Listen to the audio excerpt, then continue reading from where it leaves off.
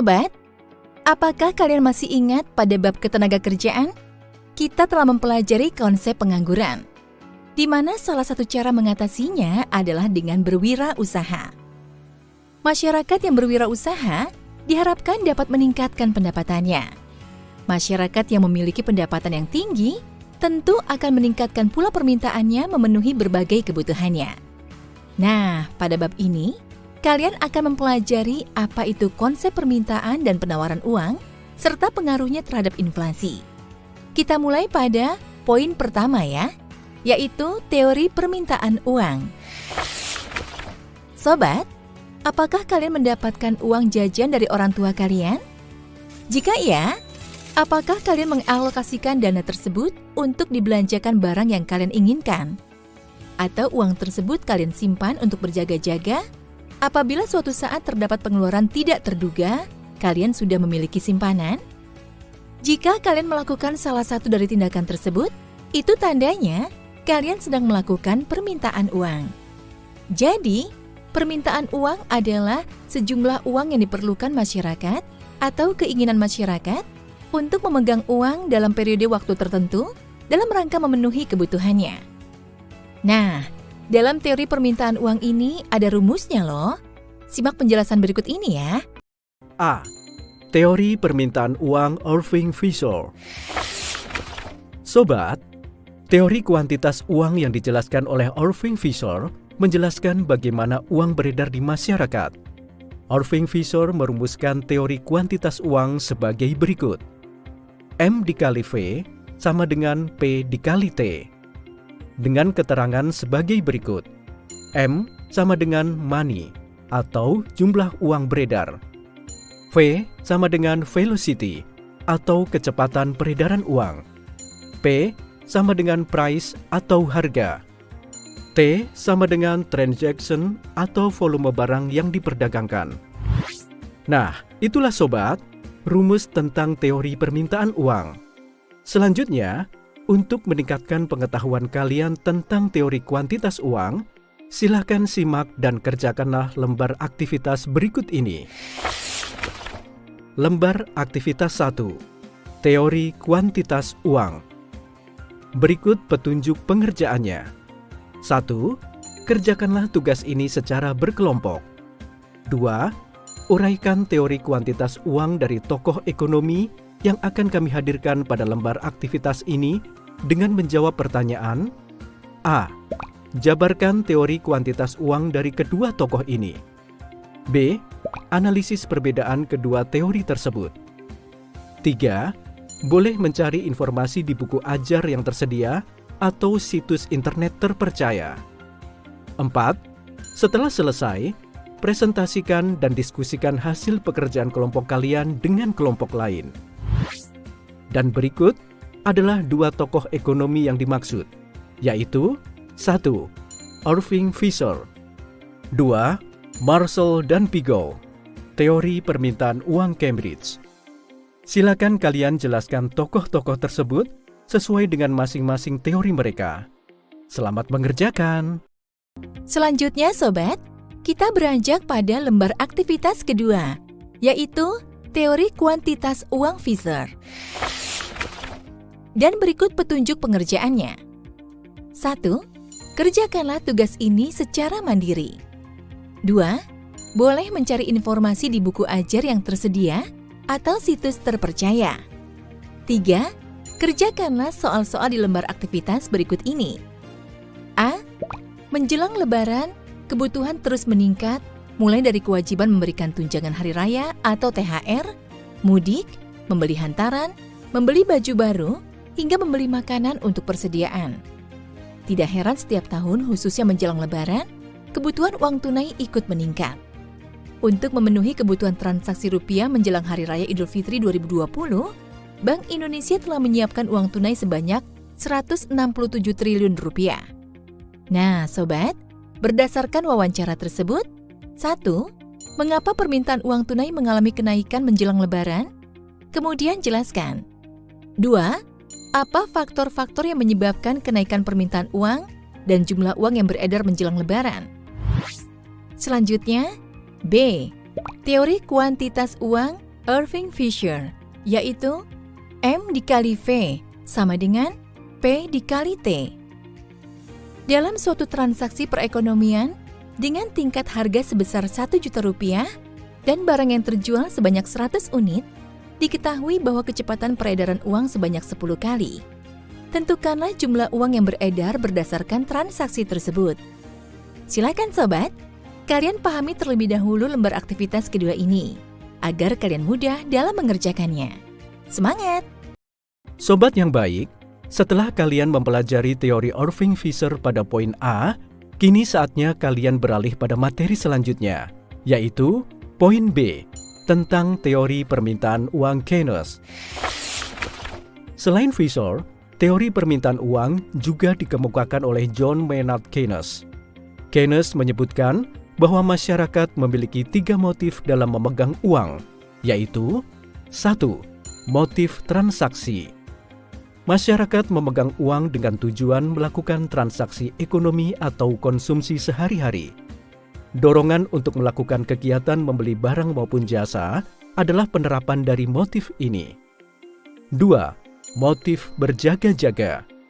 Masyarakat memegang uang dengan tujuan melakukan pembayaran-pembayaran tidak terduga di masa yang akan datang.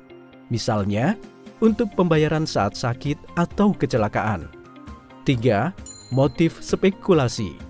Masyarakat melakukan kegiatan spekulasi dengan membeli produk-produk investasi di pasar modal dengan harapan mendapatkan keuntungan di masa yang akan datang. Adapun produk-produk investasi tersebut contohnya adalah saham, obligasi, dan reksadana. Itulah sobat, penjelasan mengenai teori permintaan uang Keynes. Selanjutnya, untuk meningkatkan pengetahuan kalian tentang permintaan uang Keynes, silakan simak dan kerjakanlah aktivitas berikut ini.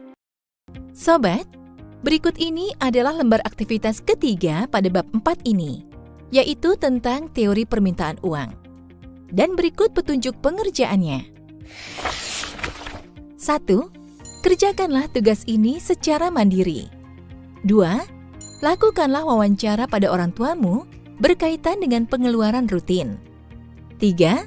Tuliskan hasil wawancara kalian pada mereka berdasarkan pertanyaan yang telah kami sediakan.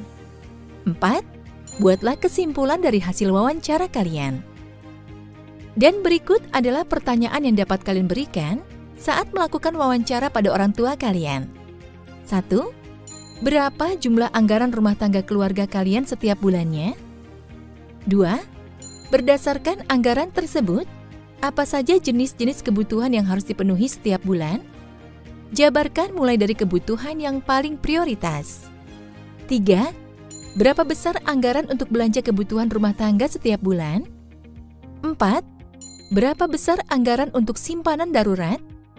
5. Apakah keluarga kalian mengalokasikan anggaran untuk membeli surat berharga, misalnya saham, obligasi, dan reksadana? Jika iya, berapa besar yang dianggarkan? Itulah sobat, lembar aktivitas ketiga yang bisa langsung kalian kerjakan. Dan setelah ini, kalian akan melanjutkan pada lembar aktivitas keempat pada audio berikutnya, yaitu pada subbab B bagian kedua. Sampai jumpa. Subbab A tentang permintaan dan penawaran uang bagian 2. Hai sobat, bagaimana dengan lembar aktivitas 1 hingga lembar aktivitas ketiga yang telah kalian simak pada audio sebelumnya? Sudah dikerjakan atau belum? Tenang, jangan terburu-buru. Pastikan kalian memahami dulu tugasnya. Dengan begitu, kalian akan lebih mudah saat mengerjakan tugasnya. Ingat, terburu-buru itu tidak baik. Kerjakan dengan tenang dan tepat. Semangat ya sobat! Semoga semangat kalian tidak luntur karena kalian masih akan menyimak dan mengerjakan lembar aktivitas berikutnya, yaitu lembar aktivitas keempat dan kelima. Sudah siap? Baiklah, kita mulai saja ya. Selamat menyimak.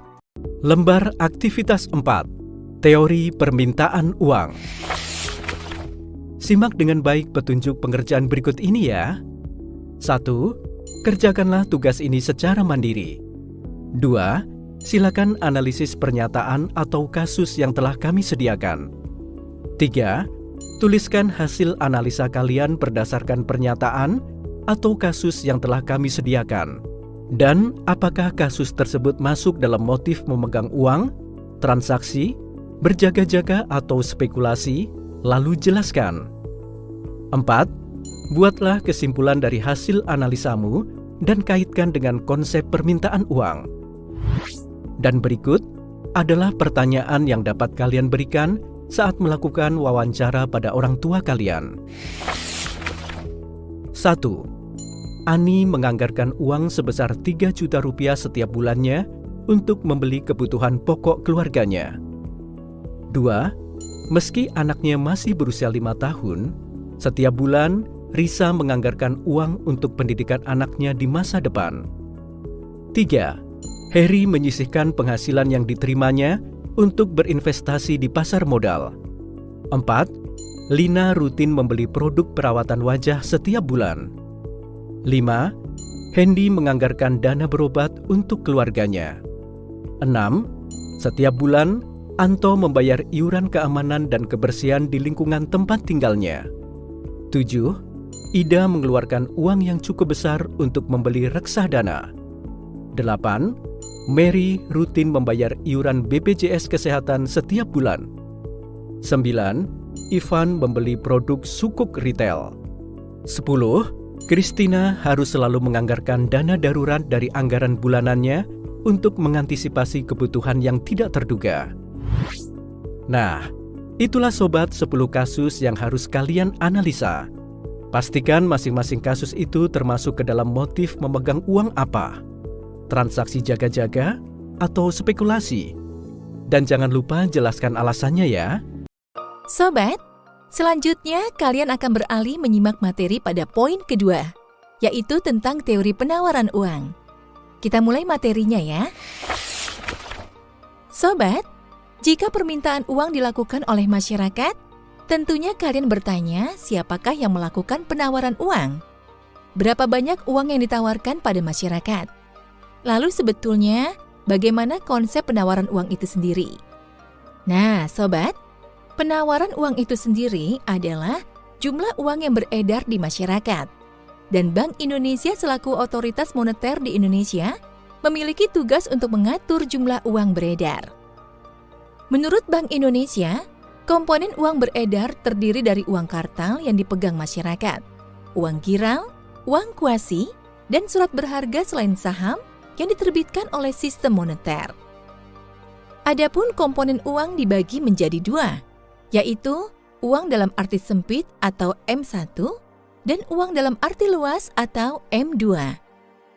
Menurut Bank Indonesia, komponen uang dalam arti sempit yaitu M1 terdiri dari uang kartal yang dipegang masyarakat dan uang giral, termasuk uang elektronik yang diterbitkan bank. Sedangkan uang beredar dalam arti luas yaitu M2 adalah komponen M1 ditambahkan uang kuasi. Uang kuasi sendiri terdiri dari simpanan berjangka dan tabungan dalam rupiah dan falas, serta simpanan giro falas. Itulah sobat, penjelasan mengenai teori penawaran uang.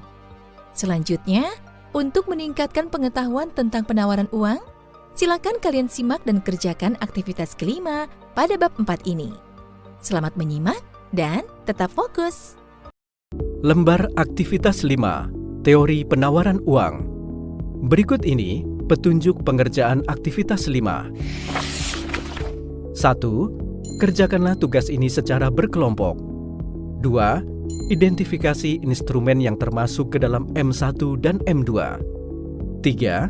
Diskusikan jawaban dengan kelompok kalian. 4. Boleh mencari informasi di buku ajar yang tersedia atau situs terpercaya.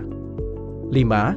Setelah selesai, presentasikan dan diskusikan hasil pekerjaan kelompok kalian dengan kelompok lain. 6. Silakan kalian mencari referensi data pada tautan berikut ini: https://www.b.go.id/id/statistik/ekonomi keuangan/seki/page/Seki Oktober 2021 ASPX. Lalu, seperti apakah data yang ada pada tautan tersebut? Selengkapnya kami hadirkan sesaat lagi. Tetap simak dengan baik ya. Sobat, berikut adalah keterangan data yang diperoleh dari tautan yang telah kami sampaikan sebelumnya. Simak dengan saksama ya. Jumlah uang beredar luas atau M2 pada tahun 2015 yaitu sebesar 5.004.977. Pada tahun 2016 yaitu sebesar 5.004.977. Pada tahun 2017 yaitu sebesar 5.419.165. Pada tahun 2018 yaitu sebesar 5.760.046. Pada tahun 2019 yaitu sebesar 6.136.777. Dan pada tahun 2020 yaitu sebesar 6.905.939. Sedangkan jumlah uang beredar sempit atau M1 pada tahun 2015 sebesar 2.570.782. Pada tahun 2017, 2.857.012. Pada tahun 2018, 3.042.898. Pada tahun 2019, 3.256.902. Dan pada tahun 2020, 3.742.960. Nah, Sobat, dari keterangan tersebut, silakan kalian jawab pertanyaan berikut ini. 1. Mengapa M2 jauh lebih banyak dibanding M1? Jelaskan dengan bahasa kalian sendiri. 2. Identifikasi apa saja instrumen yang dihitung dalam M1 dan M2. Itulah Sobat, lembar aktivitas kelima yang berkaitan dengan teori penawaran uang. Pastikan kalian memahami betul tugasnya ya. Dan bila perlu, kalian bisa mengulang kembali audionya, agar kalian betul-betul memahami tugasnya dengan baik. Selanjutnya, kita akan beralih pada audio berikutnya, yaitu Subbab B. Di sana kita akan membahas materi tentang indeks harga. Apa sih yang dimaksud dengan indeks harga? Apa kaitannya dengan permintaan dan penawaran uang? Nah, semuanya akan terjawab pada audio berikutnya. Jadi, sampai bertemu, tetap semangat!